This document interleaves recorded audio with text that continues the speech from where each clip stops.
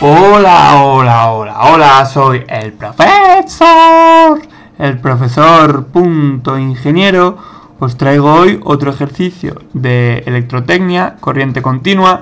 En este caso concreto, en este apasionante ejercicio que no podemos esperar ni un minuto más para comenzar, tenemos un circuito de corriente continua con una fuente de tensión, una fuente ideal, y 4 resistencias conectadas en serie. Los valores 20 voltios para la tensión y las resistencias 1, 2, 3, 4, ¿vale? Van en escalera y me piden que calcule la intensidad que circula por este circuito y la caída de tensión en cada elemento, en cada resistencia y el balance de potencias, qué potencia consume cada resistencia, qué potencia cede la fuente, ¿vale? Con el criterio de potencia consumida. Y me dicen que realice el cálculo aplicando el divisor de tensión, ¿vale? Bueno, el divisor de tensión es una cuestión teórica. Organizáis mis vídeos de electrotecnia por listas, buscáis la teoría, pero vamos, os la voy a poner aquí en croquis, esquemáticamente, para que no os perdáis con el divisor de tensión. El divisor de tensión, bueno, este ejercicio es muy sencillo. Podríamos haber calculado la resistencia equivalente, que es la suma de las 4 resistencias, y ya despejar todo. Muy sencillo, pero vamos, el divisor de tensión pues es más cómodo. Vamos a ver. Para aplicar el divisor de tensión tenemos que pintarnos aquí la caída de tensión correspondiente al conjunto de resistencias que están en serie, es decir, todas, ¿vale? Cada resistencia va a tener una caída de tensión, pues esta tendrá una caída de tensión U1, esta tendrá una caída de tensión U2, esta tendrá una caída de tensión U3 y esta tendrá una caída de tensión U4, ¿vale? Y entre un punto del cable antes de la primera resistencia y un punto del cable después de la última resistencia habrá una caída de tensión U total, que será la suma de todas las caídas de tensión, U1 más U2 más U3 más U4, claro, lógicamente como se puede ver en el dibujo. Y si aplicamos la segunda ley de Kirchhoff, pues es que la suma de todas las tensiones en una malla, en el mismo sentido, tiene que ser igual a 0, ¿vale? Entonces vamos a aplicar la segunda ley de Kirchhoff, U1 más U2 más U3 más U4, ¿vale? Voy a ir en el sentido de las agujas del reloj, menos U, porque U va en el sentido contrario. Si yo voy girando así, como las agujas del reloj, me encuentro la flecha U, me encuentro primero la cabeza en vez de la cola, tiene que ser igual a 0, ¿vale? Por lo tanto, podemos deducir que esta U, bueno, la voy a llamar UEC, ¿vale? Esta U, que es UEC, es igual que U. Claro, U es igual a 1 más U2 más U3 más U4 y todo esto de aquí es UEC, como he puesto en la primera ecuación de aquí encima. Por lo tanto, U es igual a UEC. Nada, simplemente que sepamos que la caída de tensión que hay a lo largo de todas las resistencias es la misma que genera la pila. Eso es lógico de todos modos, porque este punto y este punto, donde tenemos esta caída de tensión, es lo mismo que este punto y este punto aquí. Claro, al final el cable suponemos que no tiene pérdidas de tensión, suponemos que es un cable perfecto. Entonces, el divisor de tensión tiene una formulita que nos permite calcular la caída de tensión en cada elemento J, ¿vale? Aquí tenemos 4 elementos, es decir, J será desde 1 igual a 1, desde J igual a 1 hasta J igual a 4.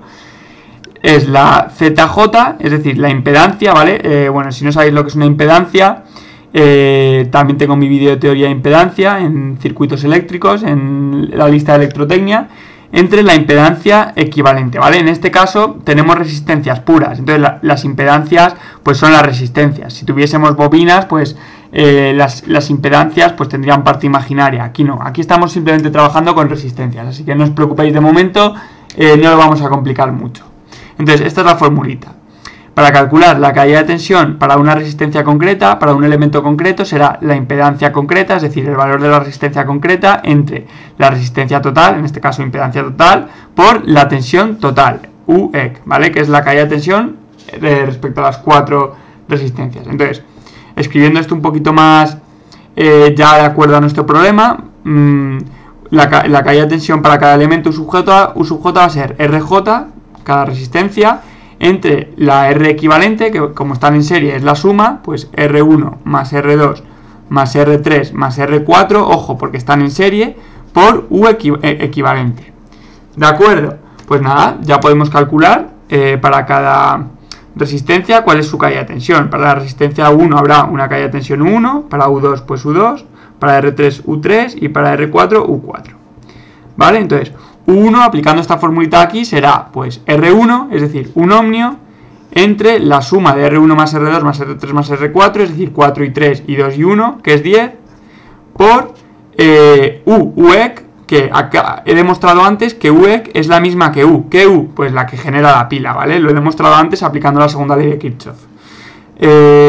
Pues aquí multiplicamos por UEC, que es 20, entonces 20 entre 10 me da 2 voltios. Esa es la caída de tensión en la R1. Después, en R2, pues será R2, que es 2, entre R total, que es 10, por 20.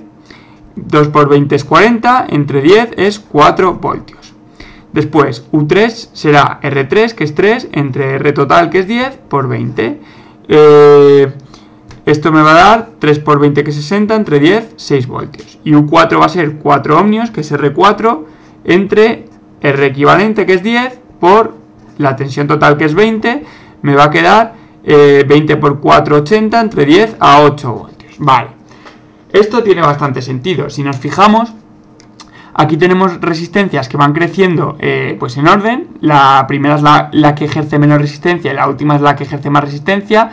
Por lo tanto, la que ejerce más resistencia tendrá más caída de tensión entre sus dos bornes. Es decir, si conectásemos aquí, si pusiésemos aquí el dedo entre los dos bornes de la última resistencia, probablemente nos electrocutaríamos más que en la primera, ¿de acuerdo? Vale, pues ese sería el cálculo de las tensiones para cada elemento. Podemos comprobar la segunda ley de Kirchhoff, pues la que he escrito aquí. Pues si sumamos U1, que es 2, más U2, que es 4, son 6, más 6, 12, más 8, 20, menos U, que era 20, me da 0. Se cumple perfectamente la segunda ley de Kirchhoff. ¿De acuerdo? Vale, y vamos a hacer finalmente el cálculo de potencias, bueno, y la intensidad también. ¿Cómo podemos calcular la intensidad? Pues la intensidad que circula por aquí, aplicando la ley de Ohm. La intensidad, bueno, es I mayúscula, es U partido de la impedancia equivalente. En este caso, bueno, donde pongo Z es lo mismo que si pusiese R, ¿vale? La ley de Ohm es U es igual a R por I. Entonces despejamos la I y es igual a U partido de R. Z es la impedancia, ya lo he explicado antes, pero en este caso, como son resistencias, pues la impedancia es la propia resistencia, ¿vale? En realidad, por si no os queréis ver el vídeo, os da un poco de pereza, una impedancia tiene una parte resistiva, ¿vale? Que es la parte real, y una parte reactiva, que es una parte imaginaria, ¿vale? Pero como estamos trabajando con resistencias, nos ceñimos a esta R, por lo tanto la Z es R, estrictamente, y ya está. Vale, entonces, ¿cuál es la Z equivalente? La R equivalente, pues es 10. ¿Y cuál es la tensión? Pues la U que hay en toda la caída de resistencias es 20 voltios entre REC, que es 10 ohmios, 20 voltios entre 10 ohmios es 2 amperios. Por lo tanto, la intensidad que circula por el cable es 2 amperios. ¿De acuerdo? Esa es la intensidad que sale de aquí. Y ya podemos calcular las potencias, que la potencia es tensión por intensidad.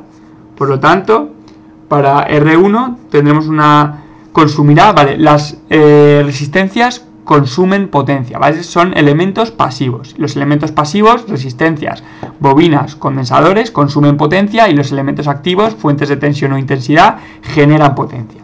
Entonces, como estamos en un criterio de potencia consumida, las resistencias van a tener potencia positiva porque consumen potencia, y el generador va a tener potencia negativa porque si decimos qué potencia consumen, como en verdad no consumen, generan, pues ese número lo ponemos con un signo negativo, ¿vale? Es por eso. Entonces, P1 es U1 por I, I es 2 y 1 es 1. Pues 2 por 1 es 2... No, lo he escrito aquí, lo he dicho mal, lo he escrito aquí bien, pero lo he dicho mal. 1 es 2 y I es 2, pues 2 por 2 es 4 vatios. Después la potencia que consume la resistencia 2 es U2, que es 4, por la intensidad, que es 2, 4 por 2, 8 vatios. La potencia que consume la resistencia 3 es U3, 6 por 2, 12 vatios. Y la que consume la resistencia 4 es U4, 8 por 2, 16 vatios. ¿Y cuál es la potencia que consume la fuente? La fuente no consume, genera potencia. ¿Cuánto? 20, que es el voltaje, por la intensidad. 20 por 2, 40 vatios. Pero claro, esto es potencia generada. Yo estoy poniendo aquí criterio de potencia consumida. ¿Qué potencia consume? Pues menos 40 vatios, claro, la que genera, lógicamente. Otra forma de darnos cuenta es que he puesto aquí la intensidad va en sentido contrario que la tensión. Siempre que ocurra esto, que va a ocurrir en las fuentes, no siempre va a ocurrir, pero en las fuentes casi siempre ocurrirá, significará que la fuente, que el valor de la potencia es negativo. Y luego, si nos fijamos en las resistencias, la intensidad va en el mismo sentido que las tensiones. Todo va hacia la derecha, por eso se pone el valor de la potencia positivo. ¿De acuerdo? Bueno, pues lo último que me queda hacer es comprobar el balance de potencias, que es que la sumatoria de potencias consumidas tiene que ser igual a 0, por lo tanto sumo simplemente pues la potencia que consume R1, que es 4, más la que consume R2, que es 8, más la que consume R3, que es 12, más la que consume R4, que es 16, más la que consume la fuente, que es menos 40. Tiene que ser igual a 0. ¿Es 0? Sí. 12 y 8 son 20, y 16, 36, y 4, 40, menos 40, 0. Se cumple. Ok, carita feliz. Y hemos conseguido hacer un ejercicio que podía parecer complicado, pero que en verdad era de lo más sencillo, ¿vale? Me despido con esto, por favor, suscribíos a mi canal, dadle a like, divulgad el amor y la profesión de ingeniero.